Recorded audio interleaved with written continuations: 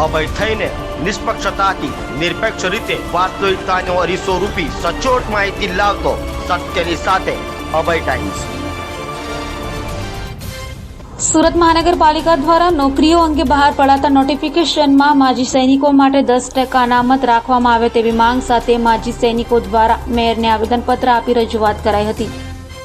માજી સૈનિક સેવા દ્વારા સુરત મહાનગરપાલિકા કચેરીએ પહોંચી મેયરને આવેદનપત્ર અપાયું હતું અને જણાવાયું હતું કે માજી સૈનિકોને સુરત મહાનગરપાલિકા દ્વારા બહાર પડાતી નોકરીઓમાં 10% અનામત આપવામાં આવે અને જણાવ્યું હતું કે સુરત મહાનગરપાલિકા દ્વારા વેબસાઇટ દ્વારા જાહેરાત મુજબ વિવિધ જગ્યાઓની ભરતીની જાહેરાત સુરત મહાનગરપાલિકાની વેબસાઇટ પર કરાઈ છે, જેથી આ બાબતની સરાહના પણ કરાય તેમ છે। પરંતુ આ ભરતીમાં એ બાબત ધ્યાનમાં લેવા જેવી છે કે આ ભરતીમાં કોઈ પણ રીતે માજી સૈનિકો માટે એક પણ જગ્યા અનામત તરીકે રાખવામાં આવી નથી, જે માજી સૈનિકો માટે એક ગંભીર બાબત છે, જેથી સુરત મહાનગરપાલિકા દ્વારા બહાર પડાતી ભરતીઓમાં માજી સૈનિકો માટે 10% અનામત રાખવામાં આવે તેવી માંગ કરાઈ હતી।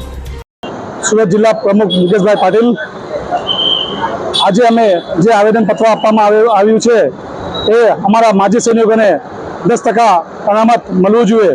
સુરત મહાનગરપાલિકાની અંદર જે પણ ભરતી થાય છે 2 થી 1 વર્ષની અંદર અમને અનામત મળ્યું નથી, એના માટે અમે અનામત માજી સૈનિકો દ્વારા આપવામાં આવ્યું છે।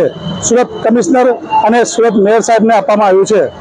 કેટલા લોકો તમે અહીંયા આવેદનપત્ર આપ્યું? અમે ટોટલ 20 થી 25 લોકો આવ્યા છે। શું રજૂઆત થઈ? રજૂઆતને શું થયું છે? અમે 2023માં બી આવેદનપત્ર આપ્યું છે માર્શલમાં ભરતી માટે, અને એના પછી હમણાં બી ભરતીનું કોલ લેટર આવ્યું છે, એમાં અમારા માજી સૈનિકને 10% અનામત મળતું નથી, એ માટે અમે આવેદનપત્ર આપવામાં આવ્યું છે। પત્રમાં શું લખેલું?